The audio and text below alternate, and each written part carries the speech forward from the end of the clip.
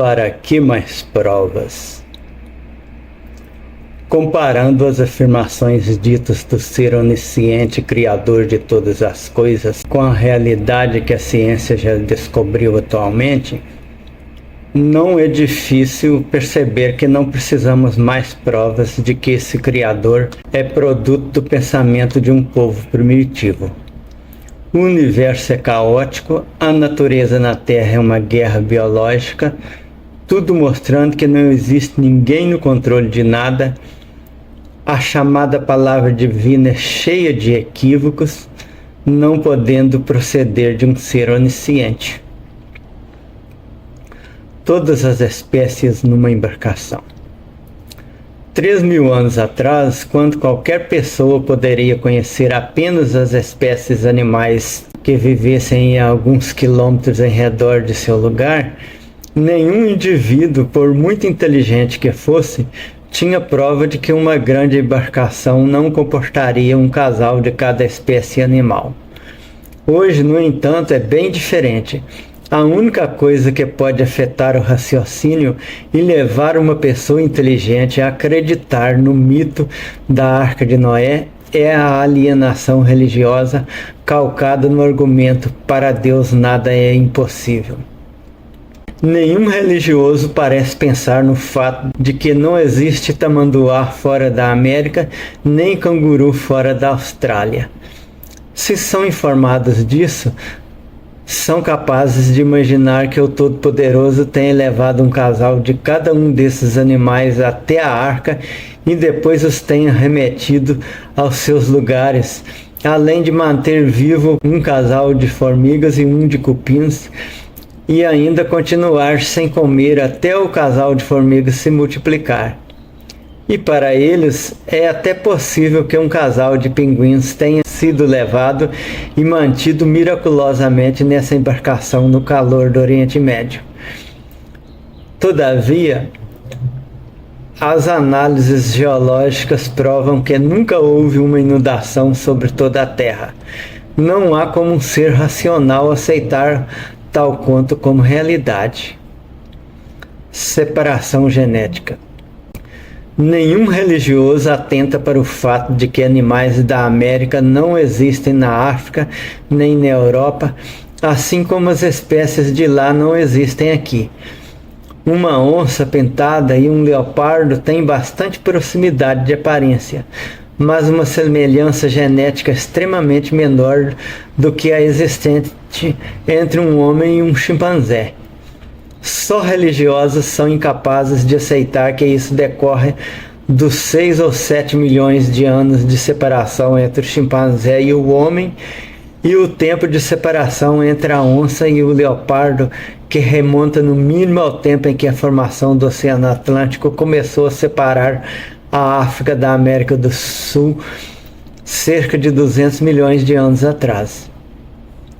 E os fósseis anteriores a essa época mostram que os mesmos animais habitavam os dois continentes, conforme observou Alfred Wegener, o cientista que descobriu a existência da Pangeia.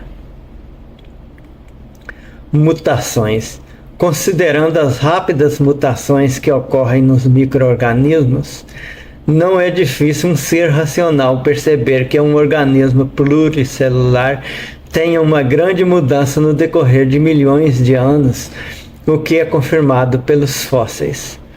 Mas um religioso, na sua ânsia de tentar desvirtuar o conhecimento científico para defender a própria crença, pode chegar a fazer a grotesca afirmação de que nunca viu um macaco virando homem.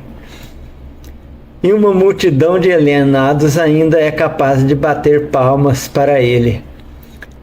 Quem raciocina sabe que o simples fato de uma vacina contra um vírus perder o efeito ao longo de algum tempo prova que esse vírus sofreu mutação e já não é mais sensível aos anticorpos desenvolvidos na presença dela, ou seja, já não é o mesmo vírus de antes.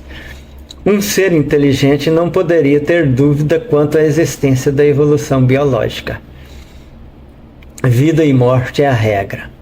O reino animal vive uma constante guerra em que uns têm que tirar a vida dos outros para continuar vivos, e cada um, por mais apto que seja, no final perde a capacidade de sobreviver e, se não comido por predadores, é devorado por micro-organismos.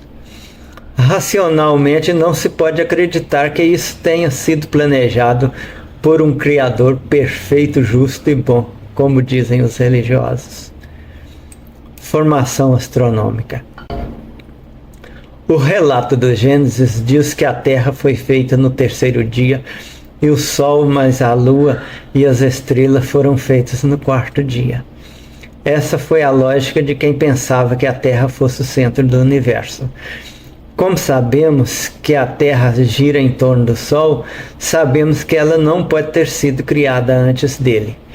Isso é prova cabal de que a chamada palavra divina é procedente não de um ser onisciente, mas do pensamento de um povo que nada sabia de astronomia.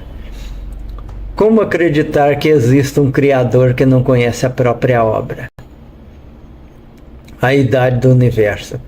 Somando-se às diferenças entre a criação do primeiro casal e o nascimento de Sete, com a diferença daí até o nascimento de Enos, passando pelos outros descendentes até chegar a Noé e o dilúvio, depois fazendo as contas dos tempos mencionados nos relatos patriarcais, depois dos tempos de reis judeus e dos cativeiros por que eles passaram, soma-se um período aproximado de 4.000 anos até o início da era cristã.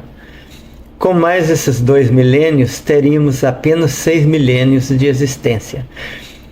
Como a visão telescópica mostra corpos astrais a milhões de anos-luz, e o que se vê à distância de 1 ano-luz é o que estava ocorrendo há 1 ano, não haveria como ver algo à distância de 1 milhão de anos-luz se isso não existisse há 1 milhão de anos.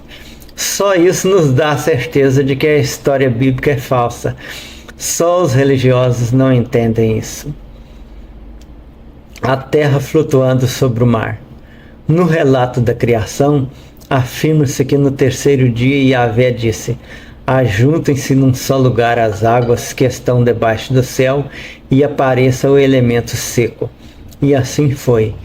Chamou Deus ao elemento seco terra e ao ajuntamento das águas mares.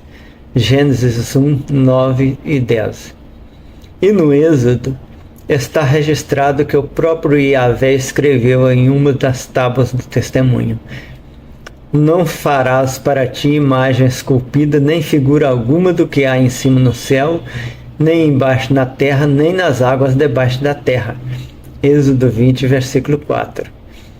Essa crença foi mais claramente confirmada quando o salmista disse que Yahvé estendeu a terra sobre as águas. Salmo 136, versículo 6. E essa visão permaneceu no cristianismo, tendo Pedro dito sobre a terra que foi tirada da água e no meio da água subsiste. Segundo Pedro, capítulo 3, versículo 5. Nós sabemos que a terra não está em cima de águas, e sim as águas estão em cima da terra, enchendo parte de suas depressões, formando os oceanos. Um Deus que pensa que a terra está em cima de águas não pode ser um ser onisciente nem ser o criador dessas coisas. Só as pessoas alienadas pela religião não percebem que esse Deus não ultrapassava os limites do precário conhecimento humano de 3 milênios atrás. Se existisse esse Deus, ele teria mostrado a realidade, não a visão equivocada do homem do passado. Se está provado que nunca houve o chamado dilúvio universal, se a evolução genética é um fato cientificamente incontestável, se a natureza é insensível ao sofrimento dos seres vivos, se o universo é tão caótico e existe há bilhões de anos, não 6 milênios, e se a palavra divina diz o contrário da realidade cientificamente comprovada, que mais prova se precisaria de que o Deus dos judeus, cristãos e muçulmanos não existe, mas é produto do pensamento primitivo que os hebreus herdaram de outros povos mais antigos. Pensem nisso.